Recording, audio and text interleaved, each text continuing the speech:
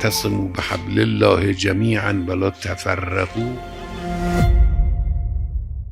Muhammed İbni Müslüm bu nəql eləyir. İndi bu İmam Sadiq əleyhissalama deyir.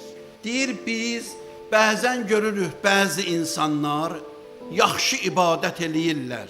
Namazları yaxşıdır, orucları yaxşıdır, hər şey öz qaydasındadır. Amma sənin imaməti qəbul eləmir. Bu ibadətin ona xeyri var, yoxsa yox? Deyir, Həzrət mənə cavab verdi.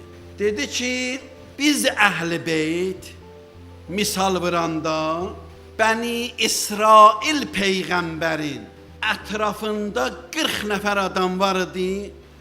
Hər birisi onların 40 gün ibadət eləyirdilər, onların duaları müstəcab olurdu.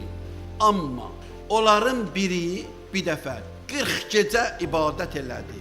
Dua elədi, duası qəbul olmadı. Deyir, gəldi İsa peyğəmbərin yanına, dedi, ya İsa, mənim halım belə oldu. Mən Allahdan istədim, duam qəbul olmadı.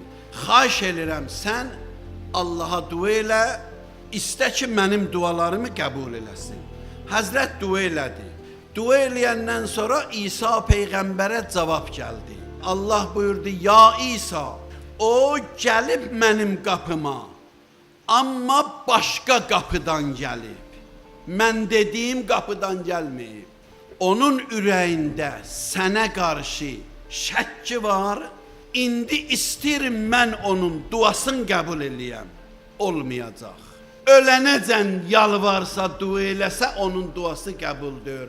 Çün o Allahın yer üzərində olan höccətinə şəkk eləyib o. Birinci şəkkin düzəltsin.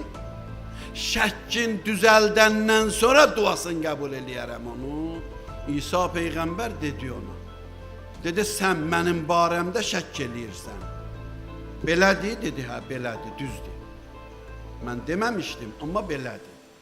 Dedi, indi ki bildin, sən şəkki gərək düzəldəsən. Ola yəqin, ondan sonra duaları eləyəsən. Yenə də İsa'nın özündən kömək aldı. Dedi, mən sənə yəqin gətirdim. Allaha yalvar ki, mənim yəqinimi qəbul eləsin. İsa peyğəmbər də dua elədi. Ondan sonra da duaları da qəbul oldu. Yəni ki, bizə başa salır. Əgər insanın ürəyində şəkk olsa, o insanın nə ibadətində fayda var, nə dualarında fayda var, onların hamısı aradan gedəcək.